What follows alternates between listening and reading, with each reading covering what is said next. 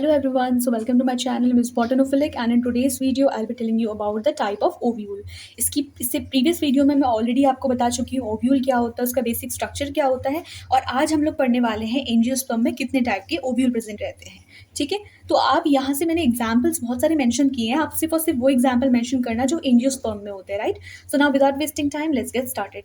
सबसे पहला टाइप का जो ओव्यूल हम यहाँ पढ़ने वाले हैं वो है एट्रोपस ओव्यूल या फिर ऑर्थोट्रोपस ओव्यूल। सबसे सिंपलेस्ट ओव्यूल होता है हमारा ये वाला। ठीक है, यहाँ पे क्या होता है कि माइक्रोपाइल, चेलेजा और funicle they lie in a straight line.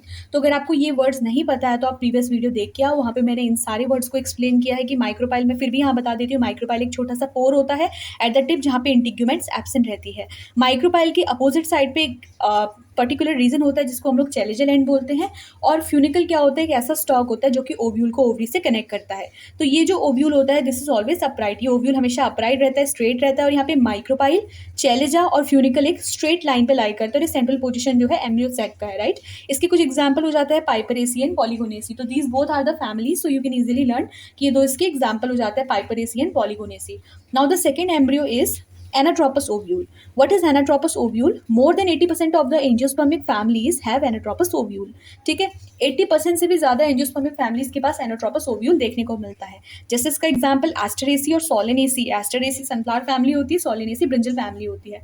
तो एस्टरेसी बेसिकली प्लांट फैमिली का क्या है, लार्जेस्ट फैमिली मानी जाती है एंजियोस्पर्म्स की। तो ऑब्वियसली बात है कि 80% से भी ज्यादा एंजियोस्पर्मिक फैमिलीज क्या होती है, एनाट्रोपस ओव्यूल शो करती है, राइट।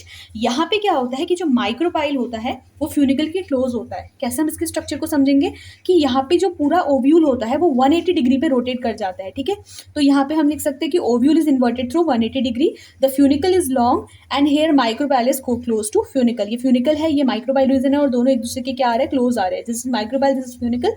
और चेलेजा क्या है, ये ऊपर की तरफ प्रेजेंट है, राइट।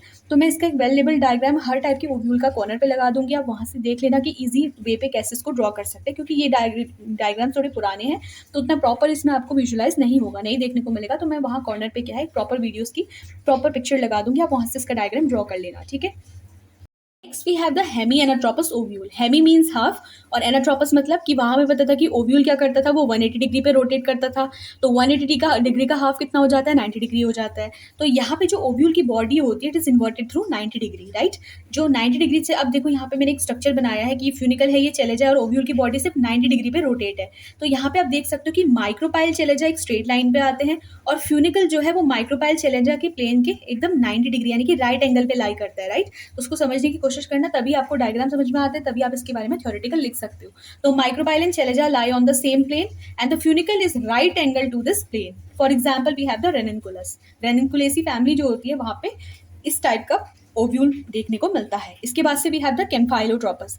कैम्फाइलोट्रोपस के बारे में कहेंगे तो it has curved body but इसका जो कर्वेचर होता है it is less than that of the anatropous ovule. यहाँ पे क्या होता है कि जो माइक्रोपाइल चेलेजा होता है they will never lie in the same plane and the funicle will lie right angle to the chalaza, right. तो अगर आप यहाँ पे देखते हो तो माइक्रोपाइल और चेलेजा, माइक्रोपाइल थोड़ा ऊपर की तरफ है, चेलेजा थोड़ा नीचे की तरफ है, ये दोनों एक स्ट्रेट लाइन पे नहीं लाई कर रहे हैं। ठीक है, स्ट्रेट प्लेन इसको बोलते हैं, तो they are not lying in the same plane. और ये जो हमारा फ्यूनिकल है अगर इसके बारे में कहेंगे तो ये चेलेजा के बिल्कुल 90 डिग्री पे लाई करता है, right. This is the चेलेजा, this is the funicle. तो आप देख सकते हो कि फ्यूनिकल जो है वो चेलेजा के 90 डिग्री पे लाई करता है, ठीक।